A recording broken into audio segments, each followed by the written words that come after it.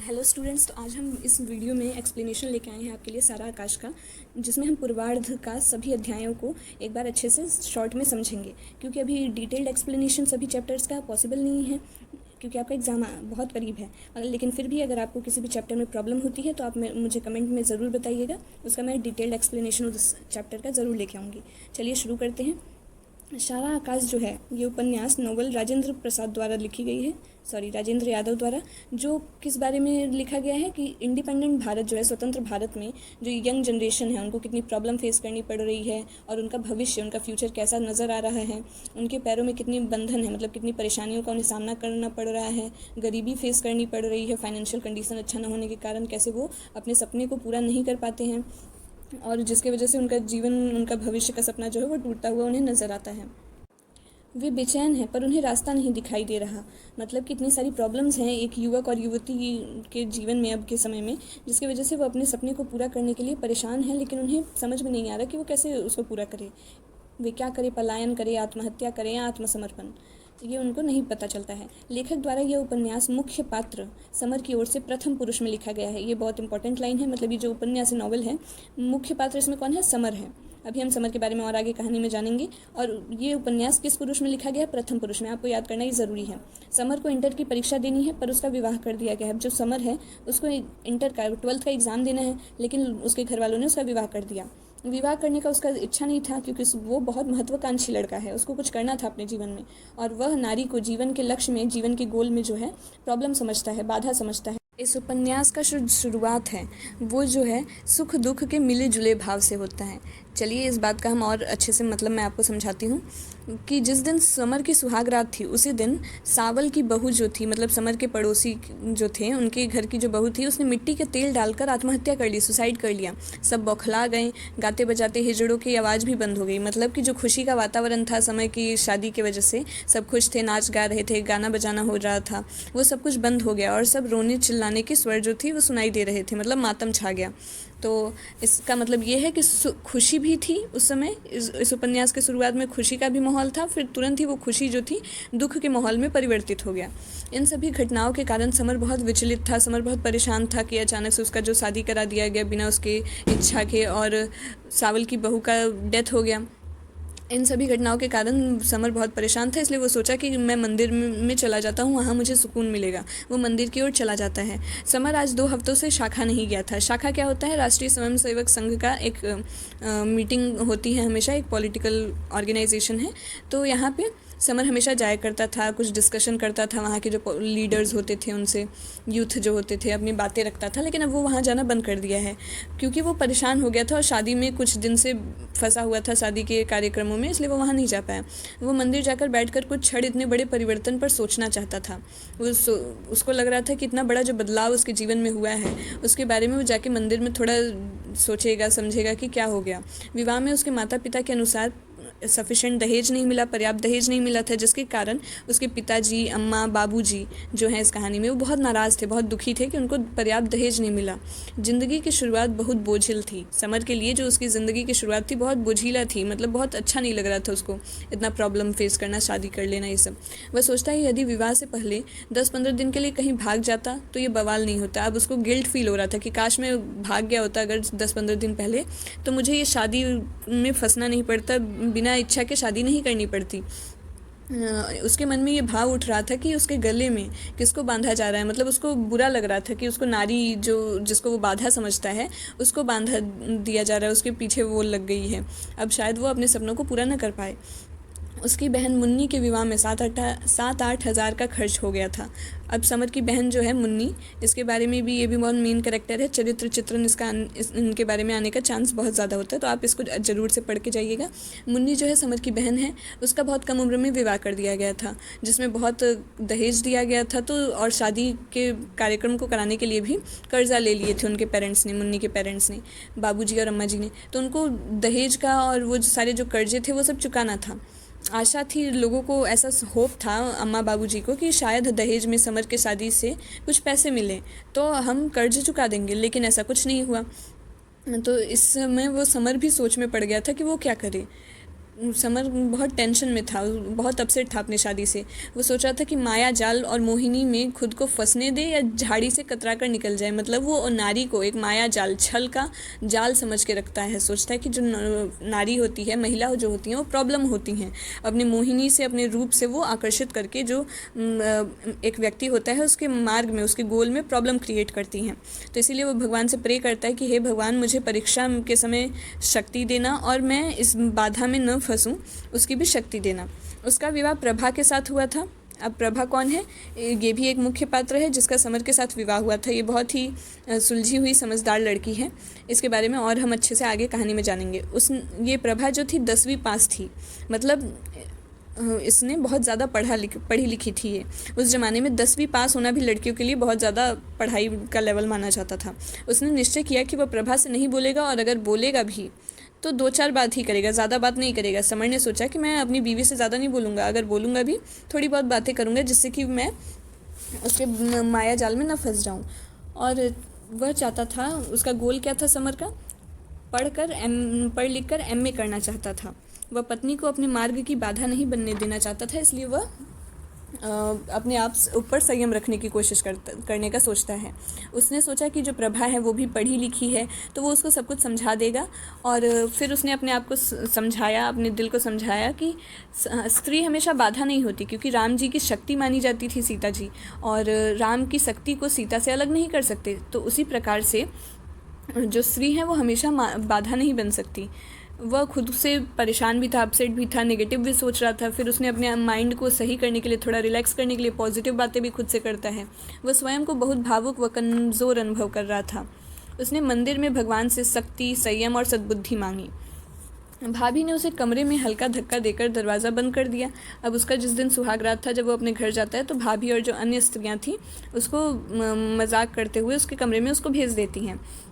उसको समर ने सोचा था कि जो प्रभा होगी वो बाकी जैसी दुल्हनें होती हैं, शर्माती हुई बैठी रहती हैं, अपनी वैसी ही साज सज्जा में बैठी होगी और उसका स्वागत करने के लिए तैयार होगी। लेकिन जैसा उसने सोचा था वैसा कुछ उसे देखने को नहीं मिला। जो प्रभा थी वो तो रंग बिरंगे दुल्हन वाले कपड़े उसने पहन रखे थे, लेकिन वो एक सामने के जंगले पे, मतलब खिड़की के पास सर टिका के अपनी खड़ी हुई थी, चुपचाप खड़ी थी। जैसा लग रहा था कि खड़े खड़े ही सो गई हो। समर अपने पलंग पर जाकर बैठता है, उसे देखता रहता है, सोचता है कि प्रभा उससे कुछ बात करेगी, लेकिन प्रभा उससे कुछ भी बात नहीं करती है, चुपचाप यूं ही अपनी वहीं पे खड़ी रहती है। तो समर को लगता है कि उसने न ही उससे बात की, न स्वागत किया, मतलब ये उसका अपमान था। समर को ऐसा लग रहा था। शायद प्रभा को अपने मैट्रिक पास होने का घमंड है। समर सोच रहा था कि लग रहा है ये 10th पास है, मैट्रिक पास है, तो उसको इस बात का घमंड है, क्योंकि प्रभा ने कुछ भी बात नहीं किया, वैसे ही खड़ी थी। तो समर को ये भी महसूस हुआ कि प्रभा कितनी बेशर्म है, अशिष्ट है, उसके अंदर कोई भी शिष्टाचार नहीं है, मतलब कि पोलाइटनेस, कैसे बिहेव करते हैं वो सब नहीं है। उसने उसे नमस्कार प्रणाम भी नहीं किया, तो वो उसके संस्कार पे भी सवाल उठाता है। सोचता है कि ये इसके अंदर संस्कार भी नहीं है। थोड़ी देर और बैठे रहने के बाद वह उठ खड़ा होता है। मतलब इतना देर बैठने के बाद जब उससे कुछ भी बात नहीं करती है तो उसको अपमान नज़र आता है और वो उठ के खड़ा हो जाता है। उसको उसके आत्मसम्मान को, मतलब सेल्फ़ रिस्पेक्ट को ठेस पहुंचती है, हानि पहुंचती है। और उसने सोचा कि यदि वह बुलाने भी आएगी तो भी वह नहीं रुकेगा।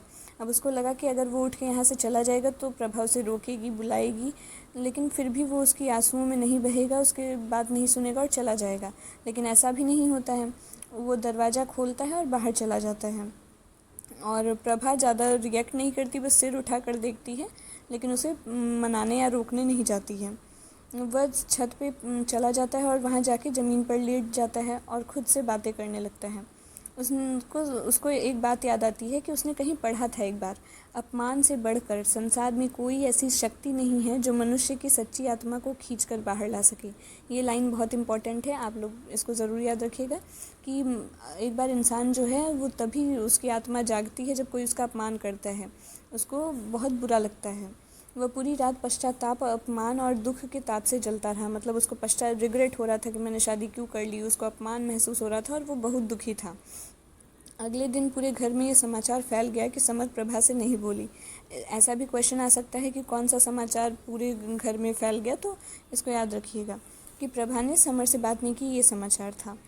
बाबूजी ने बोला कि समर को बुला के लाओ। जब समर वहाँ जाता है डरते डरते, उसने बहुत सारा स्पीच याद किया था कि वो बाबूजी के सामने क्या क्या बातें कहेगा, कैसे बोलेगा, लेकिन सब कुछ वो भूल जाता है उनके सामने जाके डर के वजह से। और जब बाबूजी पूछते हैं कि क्या तुम्हें बहू पसंद नहीं आई, क्या कोई लड़ाई हुई है, और जब वो उसे समझाते हैं कि अब शादी तो होना ही था, अगर हो गई है तो बेचारी पराई लड़की किसके बूते पर आई है, तुम उसके पति हो, तुम्हें उसका ध्यान तो देना पड़ेगा। क्या कहेगी वो अपने घर जाकर, अपने मायके जाकर। बापूजी समर के पिताजी हैं जो उसको समझाते हैं। समर फूट फूट कर रोने लगता है और बात बीच में ही टूट जाती है। समर ने बहुत हिम्मत जुटा के सोचा था कि मैं बापूजी को क्या क्या जवाब दूंगा, उसने एक स्पीच तैयार किया था अपना, लेकिन सब कुछ वो भूल जाता है और बहुत रोने लगता है। वह पढ़ने के कमरे में चला जाता है और अंतर्द्वंद में घिर गया। अंतर्द्वंद मतलब उसके अंदर ही कॉन्फ्लिक्ट चल रहा था, वो अपने अंदर ही कुछ ना कुछ सोचे जा रहा था, ओवर थिंकिंग कर रहा था। उसे इस सारी घटना में अपनी कोई गलती नज़र नहीं आई। वो बड़ी शालीनता से पढ़ी लिखी पत्नी से पेश आना चाहता था।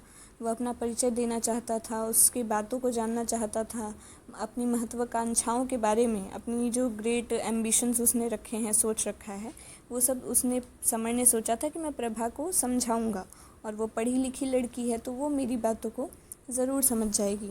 लेकिन प्रभा ने तो कुछ ऐसा मौका ही नहीं दिया, क्योंकि वो तो बहुत रूडली खड़ी थी वहाँ पे गेट के पास। वह सोचने लगा कि बापूजी को ये बात पता कैसे चली होगी कि हम लोगों की आपस में बात नहीं हुई। सोचा ज़रूर उसी ने भाभी या मुन्नी से कहा होगा। समर को ऐसा लगा कि हो सकता है प्रभा ने ये बात भाभी या मुन्नी से कह दी हो, तभी तो सबको पता चल पाया है। वह सोच रहा था कि भाभी आई और उसकी अदाशी का कारण पूछने लगी। जब तक वो अपने अंदर ही कुछ न कुछ सोच रहा था, ओवर थिंकिंग कर रहा था, अचानक से वहाँ भाभी आती हैं उसके कमरे में और उससे उसके अपसेट होने का, निराश होने का कारण पूछने लगती हैं। भाभी जो है समर के बड़े भाई धीरज की पत्नी है। वो छोटी बहू से बहुत जलती थी, क्योंकि छोटी बहू कौन, प्रभा। प्रभा बहुत सुंदर थी, पढ़ी लिखी थी और अम्मा भी उसकी तारीफ़ करती थी उसकी सुंदरता की, इसलिए उनको जलन होता था। भाभी ने मौके का फ़ायदा उठाकर समर को भड़काना शुरू कर दिया।